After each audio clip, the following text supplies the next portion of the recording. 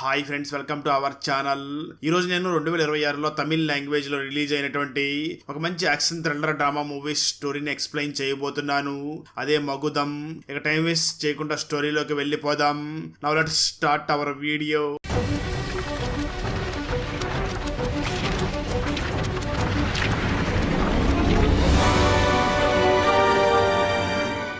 Open చేస్తే movie starting scene లోనే 1963లో విశాఖపట్నంలో ఉన్నటువంటి అనాథ పిల్లల్ని కొంతమంది గ్యాంగ్ తీసుకుని వచ్చి బీచ్ లో భిక్షాటన చేపిస్తూ ఉంటారు. ఆ అనాథ పిల్లల్లో లింగ అనే ఒక బాబు ఉంటాడు. తను కూడా వాళ్ళు చెప్పినట్లుగానే భిక్షం ఎత్తుకుని ఆ డబ్బులు తీసుకొచ్చి వాళ్ళకి ఇస్తూ ఉంటాడు. అలాంటి సమయంలో ఒక రోజు లింగాకి ఒక ఆలోచన వస్తుంది. నేనెందుకు వీళ్ళ కోసం పని చేయాలి, నేను వెంటనే ఈ గ్యాంగ్ లో నుంచి బయటికి వెళ్లిపోయి నాకంటూ ఒక చరిత్రని సృష్టించుకోవాలి అని చెప్పి అక్కడి నుంచి వెళ్ళబోతూ ఉంటాడు. అదే సమయంలో తన ఫ్రెండ్ అయినటువంటి జాన్ విజయ్ కూడా నేను కూడా నీతో పాటు ఉంటానని చెప్పడంతో అలా వాళ్ళిద్దరూ కూడా ఆ గ్యాంగ్స్టర్ దగ్గర వర్క్ చేయకుండా అక్కడి నుంచి వెళుతూ గ్యాంగ్స్టర్ దగ్గర ఉన్నటువంటి ఒక విలువైన వస్తువుని అక్కడి నుంచి దొంగలించి తీసుకుని వెళ్ళిపోతారు. ఆ తర్వాత ఆ వస్తువుని వెంటనే హార్బర్ లో ఉన్నటువంటి ఒక వ్యక్తి దగ్గరికి వెళ్ళి అమ్మడంతో ఆ వ్యక్తి చాలా డబ్బులు ఇస్తాడు. దాంతో లింగా వెంటనే తన ఫ్రెండ్ అయినటువంటి విజయ్ని చూసి మనం ఈ విధంగానే దొంగతనం చేస్తూ ఉండాలి, మనం ఈ విధంగా సంపాదిస్తూ డబ్బులు బాగా సంపాదించాలి, ఏదో ఒక రోజు ఈ విశాఖపట్నం హార్బర్ లో నా సొంత షిప్ కూడా ఆగాలి అంటూ ఉంటాడు. జాన్ విజయ్ వెంటనే లింగాన్ని చూసి అయితే నీ ఈ ప్రయాణంలో నేను ఎప్పుడూ కూడా నీకు తోడుగా ఉంటాను అని చెప్పి అంటూ ఉంటాడు. వచ్చేస్తే ఇక్కడ స్టోరీ ప్రెజెంట్ కి వస్తుంది. చెన్నైలో ఉన్నటువంటి మన హీరో ప్రభాకర్ ని చూపించడం జరుగుతుంది. తను ఒక మెడికల్ రిప్రజెంటేటివ్ గా వర్క్ చేస్తూ చాలా నిజాయితీగా వర్క్ చేస్తూ ఉంటాడు. అంటే వాళ్ళ ఫ్రెండ్స్ లాగా ఎటువంటి అబద్ధాలు చెప్పకుండా తను అమ్మే మెడిసిన్ గురించి దాంట్లో ఉన్నటువంటి లోపాలు మరియు లాభాలు అన్నింటినీ కూడా చాలా క్లియర్ గా ఎక్స్ప్లెయిన్ చేసి మెడిసిన్ అమ్ముతూ ఉంటాడు. తనకు ఆల్రెడీ మౌనిక అనే అమ్మాయితో పెళ్లి ఉండడంతో ఇద్దరికీ కూడా ఒక కొడుకు కూతురు ఉంటారు. మౌనిక ప్రతిరోజు కూడా ప్రభాకర్ ఇంటికి వచ్చిన సమయంలో ప్రభాకర్ దగ్గరికి వెళ్ళి మనం ఎప్పుడు కారుని కొంటామని అంటూ ఉంటుంది. నిజానికి దీనికి ఒక కథ కూడా ఉంటుంది. అదేమిటి అంటే ఈ ప్రభాకర్ మౌనికని పెళ్లి చూపులు చూడడం కోసం వెళ్ళిన సమయంలో నాకు ఒక కారు ఉంది అని అబద్ధం చెప్పి ఉంటాడు. దాంతో మౌనిక వాళ్ళ పేరెంట్స్ అల్లుడు కారు కూడా ఉంది అని చెప్పి మౌనికని తనకిచ్చి పెళ్లి చేసి ఉంటారు. అయితే ఇప్పుడు పెళ్లి అయ్యి 12 సంవత్సరాలు అయి ఉంటుంది కానీ ఇంతవరకు కారు మాత్రం కొని ఉండడు. అయితే కారు లేదన్న విషయం మౌనికకి తెలిసి ఉంటుంది కానీ తన పేరెంట్స్ కి మాత్రం కారు లేదు అన్న విషయం తెలియకుండా ఉంటుంది. అందుకే మౌనిక పేరెంట్స్ ఎప్పుడైనా ఇంటికి వస్తే మాత్రం ఈ ప్రభాకర్ వెంటనే పక్కింటి వాళ్ళ కారుని తీసుకుని వచ్చి ఇంట్లో పార్క్ చేసి పెడుతూ ఉంటాడు. అంటే ఆ కారు నాదే అన్నట్లుగా వాళ్ళ అత్తమామల దగ్గర బిల్డప్ ఇస్తూ ఉంటాడు. ఇప్పటికే వాళ్ళకి పెళ్లి 12 సంవత్సరాలు ఉండడంతో మౌనిక వెంటనే ఆ ప్రభాకర్ దగ్గరికి వెళ్ళి ఎలాగైనా సరే మనం గట్టిగా ఈసారి కారుని కొనాలి అంటూ ఉంటుంది. దాంతో ప్రభాకర్ కారు కొనాలని చెప్పి చాలా షోరూమ్ దగ్గరికి వెళ్తాడు. కానీ వాళ్ళు వెంటనే ప్రభాకర్ సివిల్ స్కోర్ ని చెక్ చేసి మీకు సివిల్ స్కోర్ చాలా తక్కువ ఉంది, సో మీకు కారు లోన్ ఇవ్వడం కుదరదు అని అంటూ ఉంటారు. దాంతో ప్రభాకర్ చాలా షోరూమ్లకి బ్యాంకుల చుట్టూ తిరుగుతూ ఉంటాడు కానీ ఎవరో కూడా లోన్ ఇవ్వడానికి ముందుకు రాకుండా ఉంటారు. అయినప్పటికీ ఆ ప్రభాకర్ పిల్లలు మాత్రం ఖచ్చితంగా మా నాన్న ఏదో ఒక రోజు కారుని కొంటాడు అని చెప్పి ఆశతో ఎదురు చూస్తూ ఉంటారు. అలాంటి సమయంలో ఒక రోజు ప్రభాకర్ తన పిల్లల్ని తీసుకుని బైక్ మీద వెళుతూ ఉండే సమయంలో అక్కడ ఒక BMW కారు వస్తుంది. అయితే ఆ కారుకి పొరపాటున ఒక చిన్న స్క్రాచ్ అవడంతో ఆ BMW కారు ఓనర్ వెంటనే కారు దిగి బైక్ మీద ఉన్నటువంటి ప్రభాకర్ ని చూసి మీరెంత, మీ బతుకులు వాల్యూ ఎంత, నా బండి కారు వాల్యూ ఎంతో తెలుసా, అసలు నా కారు టైర్ వాల్యూ ఎంత ఉంటుందో నీకు తెలుసా, అలాంటి కారుకే మచ్చపడేలా చేస్తావా, అయినా నిన్నని ఏం తప్పులే, ఈ గవర్నమెంట్నే తిట్టాలి, మాలాంటి డబ్బులు ఉన్న వాళ్ళని నీలాంటి పేదవాళ్ళని కూడా ఒకే రోడ్డు మీద పంపిస్తున్నారు అని చెప్పి తిట్టి అక్కడి నుంచి వెళ్ళిపోతాడు. ఆ వ్యక్తి అన్ని తిట్టినప్పటికీ ప్రభాకర్ మాత్రం కొంచెం కూడా రియాక్ట్ అవ్వకుండా సారీ చెప్పి అక్కడి నుంచి తన పిల్లల్ని తీసుకుని వెళుతూ ఉంటాడు. అయితే అప్పటి వరకు డాడీ ఏదో ఒక రోజు కారు కొంటాడు అనుకుంటున్నటువంటి తన పిల్లలు వెంటనే ఆ రోజు డైరెక్ట్ గా ప్రభాకర్ ని చూసి నువ్వేం చేస్తావో నాకు తెలియదు, ఈ రోజు ఖచ్చితంగా మీరు కారు కొనాల్సింది అని చెప్పి చాలా బలంగా పట్టుబడతారు. దాంతో ప్రభాకర్ వెంటనే తన దగ్గర ఉన్నటువంటి సేవింగ్ అమౌంట్ ని మరియు కొంత డబ్బులు కూడా అప్పు చేసి సెకండ్ హ్యాండ్ లో ఒక BMW కారు తీసుకుంటాడు. అలా తన ఫాదర్ కారు తీసుకోవడంతో తన పిల్లలు అలాగే ఆ ప్రభాకర్ వైఫ్ అందరూ కూడా చాలా ఆనందపడుతూ ఉంటారు. అలా ఎప్పటికీ కారు తీసుకోవడంతో వాళ్ళందరూ కూడా ఒక ట్రిప్ కి వెళ్ళాలి అని చెప్పి ఆ ప్రభాకర్ తన ఫ్యామిలీతో కలిసి ఊటీకి ట్రిప్ కోసం బయలుదేరి వెళ్తూ ఉంటాడు. కట్ చేస్తే ఇక్కడే 1965లో జరుగుతున్నటువంటి స్టోరీని చూపించడం జరుగుతుంది. అప్పటికే లింగా విశాఖపట్నం హార్బర్ మొత్తాన్ని కూడా తన కంట్రోల్లోకి తీసుకుని ఉండి ఉంటాడు. అదేవిధంగా ఆ లింగా ఫ్రెండ్ అయినటువంటి జాన్ విజయ్ ఇప్పటికి కూడా ఆ లింగాకి రైట్ హ్యాండ్ గా తన దగ్గర వర్క్ చేస్తూ ఉంటాడు. అంటే విశాఖపట్నం హార్బర్ లో ఎవరు ఏ పని చేయాలన్నా సరే వీళ్ళకి ఖచ్చితంగా కమిషన్ ఇవ్వాల్సిన పరిస్థితి ఏర్పడి ఉంటుంది. లేదంటే లింగ వాళ్ళందరి దగ్గరికి వెళ్ళి వార్నింగ్ ఇస్తూ ఉంటాడు. దాంతో అక్కడ బిజినెస్ లో చేస్తున్నటువంటి చాలా మంది గ్యాంగ్స్టర్స్ అందరూ కూడా ఒక సమావేశం ఏర్పాటు చేసుకుని మనం ఇంకా ఎన్ని నాళ్ళు ఈ లింగాకి మనం డబ్బులు కడుతూ ఉండాలి, ఆ లింగాన్ని తొలగించేయాలి అని చెప్పి ఆ లింగాన్ని చంపేయడం కోసం చాలా ప్లాన్స్ చేస్తూ ఉంటారు. కట్ చేస్తే ఇక్కడ స్టోరీ ప్రెజెంట్ కి వస్తుంది. ప్రభాకర్ వెంటనే తన ఫ్యామిలీని ఊటీకి తన సొంత కారులో బయలుదేరి వెళ్ళి అక్కడంతా కూడా ఎంజాయ్ చేస్తూ ఉంటారు. అలా వాళ్ళు చాలా ఎంజాయ్ చేస్తూ కారులో వెళుతూ ఉన్న సమయంలో ఒక గ్యాంగ్ వాళ్ళకే తెలియకుండా ప్రభాకర్ అండ్ ఫ్యామిలీని ఫాలో అవుతూ ఉంటారు. వారిలో ముఖ్యంగా లెనిన్ అనే గ్యాంగ్స్టర్ ఉండి ఉంటాడు. తన వెంటనే ముందు కారులో వెళుతున్నటువంటి ప్రభాకర్ ని చూసి అచ్చం తను వైజాగ్ లో ఉన్నటువంటి గ్యాంగ్స్టర్ లింగా లాగా ఉన్నాడు. ఖచ్చితంగా ఇతను చంపేస్తే లింగా ఇక్కడికి వస్తాడు, అప్పుడు లింగాన్ని కూడా చంపేయవచ్చు అని ప్లాన్ చేస్తూ ఉంటారు. అలా ప్రభాకర్ ని చూసినటువంటి లెనిన్ చాలా కోప్పడుతూ తన మనుషుల్ని చూసి వెంటనే మీరు ఆ కారులో వెళ్తున్నటువంటి ఆ వ్యక్తిని షూట్ చేసి చంపేయండి, ఈ విషయం ఖచ్చితంగా లింగాకి తెలిసి లింగా బయటకు వస్తాడు అని చెప్తూ ఉంటాడు. దాంతో ఆ లెనిన్ మనుషులు వెంటనే ప్రభాకర్ ఫ్యామిలీ మీద విచక్షణ రహితంగా కాల్పులు జరపడంతో ప్రభాకర్ వైఫ్ మరియు తన కూతురు ఇద్దరు కూడా అక్కడికక్కడ చనిపోతారు.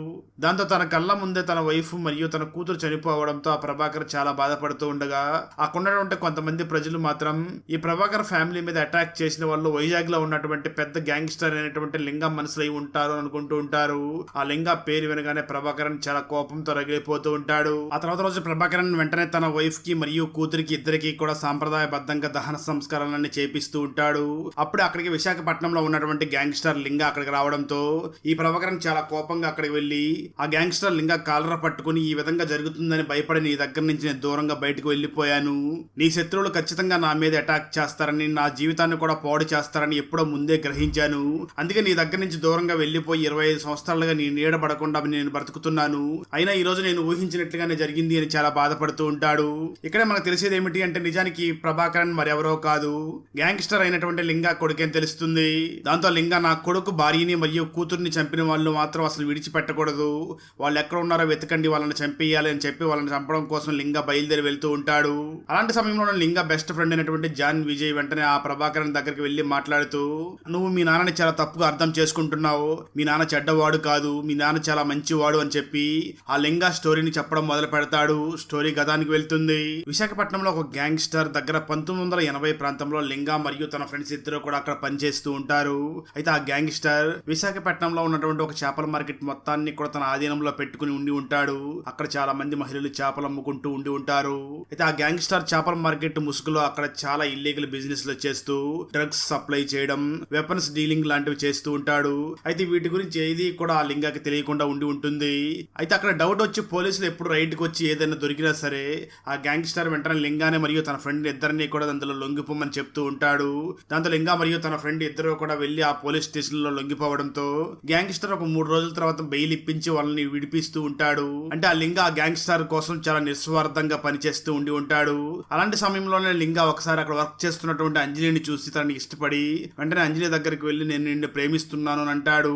అయితే అంజలి మాత్రం ఆ లింగాన్ని చూసి నువ్వు ఒక రౌడీ దగ్గర పనిచేస్తున్నావు, నేను నీలాంటి రౌడీలతో జీవితాంతం గడపాలనుకోవడం లేదు అని చెప్పి నాకు ఇష్టం లేదు అని చెప్పి అక్కడి నుంచి వెళ్లిపోతుంది. అయితే అక్కడ వర్క్ చేస్తున్నటువంటి మహిళలందరూ కూడా అంజలి దగ్గరికి వెళ్లి నువ్వు ఆ లింగాన్ని తప్పుగా అర్థం చేసుకుంటున్నావు, తను ఇక్కడ ఈ గ్యాంగ్స్టర్ దగ్గర చాలా నమ్మకంగా వర్క్ చేస్తున్నాడు, అదేవిధంగా తను సంపాదించే డబ్బులు మొత్తం కూడా పేద ప్రజలకి పంచుతూ ఉంటాడు, మరీ ముఖ్యంగా తను గ్యాంగ్స్టర్ దగ్గర వర్క్ చేస్తున్నప్పటికీ ఇక్కడ వర్క్ చేస్తున్నటువంటి మహిళల్ని ఎవరిని కూడా తను కొంచెం కూడా ఇబ్బంది పెట్టాడు, తన పని తను చూసుకుంటూ ఉంటాడు, తను చాలా మంచివాడు అని చెప్పడంతో ఆ అంజలి కూడా నెమ్మదిగా ఆ లింగాన్ని ప్రేమించడం మొదలు పెడుతుంది.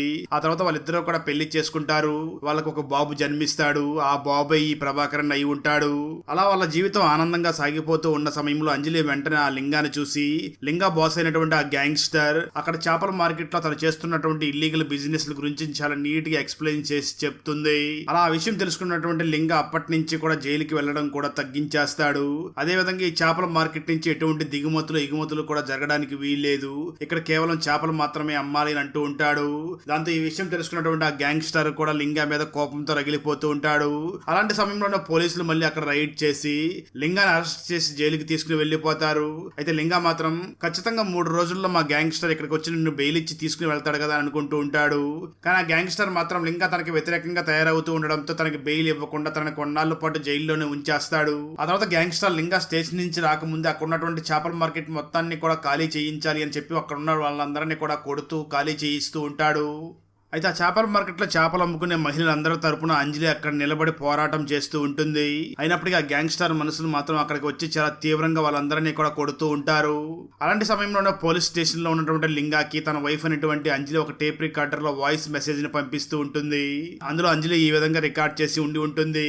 మీ గ్యాంగ్స్టర్ ఈ చేపల మార్కెట్ లో ఉన్నటువంటి ఆడవాళ్ళందరినీ కూడా కొట్టి తరిమేస్తున్నాడు, చాలా మందిని చంపేస్తూ ఉన్నాడు, దయచేసి ఆ చేపల మార్కెట్ ని రక్షించండి అని చెప్పి ఒక ఆడియో రికార్డ్ ని పంపించి ఉంటుంది. ఉంటుంది. దాంతో లింగా వెంటనే పోలీస్ స్టేషన్ నుంచి రిలీజ్ అయ్యి వెంటనే ఆ చేపల మార్కెట్ దగ్గరికి వెళ్లి చూస్తూ ఉండగా అక్కడ చాలా మంది మనుషుల్ని కొట్టేసి ఉంటారు. అదే సమయంలో అప్పటికే అంజలి కూడా చావు బతుకుల మధ్య పోరాడుతూ ఉంటుంది. దాంతో లింగా వెంటనే తన వైఫ్ అయినటువంటి అంజలిని బ్రతికించుకోవాలని చాలా ప్రయత్నం చేస్తూ ఉంటాడు. కానీ అప్పటికే అంజలి తన కళ్ళ ముందే చనిపోవడంతో తను చాలా కోపంతో రగిలిపోతూ ఉంటాడు. అయితే ఆ సమయంలో లింగా కొడుకైనటువంటి ప్రభాకర్ చిన్నవాడు కావడంతో మా నాన్న లేట్ గా వచ్చాడు, అందుకే మా అమ్మని హాస్పిటల్ కి తీసుకుని వెళ్లకుండా మా అమ్మ చనిపోవడానికి కారణం మా నానే అని లింగా మీద కోపంతో అక్కడి నుంచి ఎవరికీ చెప్పకుండా చెన్నైకి పారిపోయి ఉండి ఉంటాడు.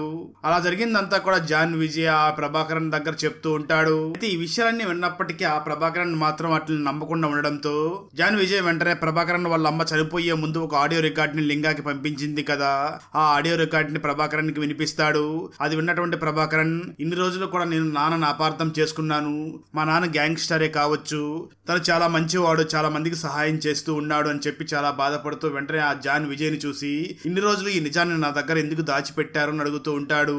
జాన్ విజయ్ వెంటనే ఆ ప్రభాకరన్ ని చూసి మీ నాన్న ఈ విషయాలన్నీ కూడా ఏవి నీ దగ్గర చెప్పొద్దని మా దగ్గర మాట తీసుకున్నాడు అని చెప్తూ ఉంటాడు. ఖచ్చితంగా మరో పక్క వైజాగ్ లో ఎటువంటి ఇల్లీగల్ బిజినెస్ లు కూడా చేయకూడదు అని చెప్పి ఆ లింగా అక్కడ ఆర్డర్ పాస్ చేసి ఉంటాడు.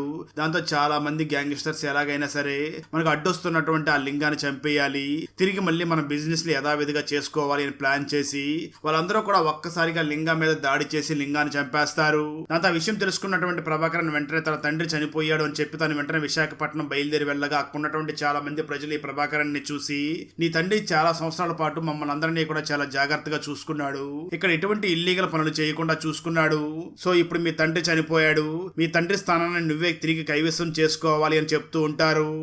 దాంతో లింగా ప్లేస్ ని మన హీరో ప్రభాకరన్ తీసుకుని తన తండ్రిని చంపినటువంటి గ్యాంగ్స్టర్స్ అందరినీ కూడా వెతికి చంపేస్తూ ఉంటాడు. అలా వాళ్ళందరినీ చంపిన తర్వాత తన వెంటనే లింగా ప్లేస్ దగ్గరికి వచ్చి అక్కడ ఉన్నటువంటి మనుషులందరినీ చూసి మా తండ్రి మీకు ఎంత మంచి చేసినా సరే బయట ప్రపంచానికి మాత్రం మా తండ్రి ఒక గ్యాంగ్స్టర్ లాగానే మిగిలిపోయాడు, తను మీకు ఎంత మంచి చేసినా బయట ప్రపంచానికి మాత్రం అన్యాయంగానే కనబడింది, కాబట్టి ఈ సిస్టమ్ మొత్తం కూడా నేను తొలగించేస్తున్నాను, అంటే ఇక్కడ మీరు ఇప్పటి వరకు అలవాటు పడిపోయి ఉన్నటువంటి ఈ వ్యవస్థ మొత్తం కూడా మారిపోవాలి, ఇక మీదట ఇక్కడ ఎవరో కూడా గ్యాంగ్స్టర్స్ ఉండరు, మీరే కష్టపడి డబ్బులు సంపాదించుకోండి, ఎవరికి కూడా మీరు మామూలు కట్టాల్సిన అవసరం లేదు అని చెప్పి అక్కడ ఉన్న ప్రజలందరికీ కూడా ధైర్యం చెప్పి తన వెంటనే అక్కడి నుంచి తిరిగి మళ్ళీ చెన్నైకి వచ్చేసి అక్కడ మెడికల్ రిప్రజెంటేటివ్ జాబ్ చేయడం మొదలు పెడతాడు. అక్కడతో ఈ మూవీ అయిపోతుంది. ఫ్రెండ్స్, వీడియో నచ్చినట్లయితే లైక్ చేసి ఒక చిన్న కామెంట్ చేస్తే మాకు నెక్స్ట్ వీడియో చేయడానికి ఎంకరేజింగ్ గా ఉంటుంది. అలాగే ఛానల్ ని సబ్స్క్రైబ్ చేసి పక్కనే ఉన్న బెల్ ఐకాన్ ని క్లిక్ చేసి సపోర్ట్ చేయండి. Thanks for watching. జై హింద్.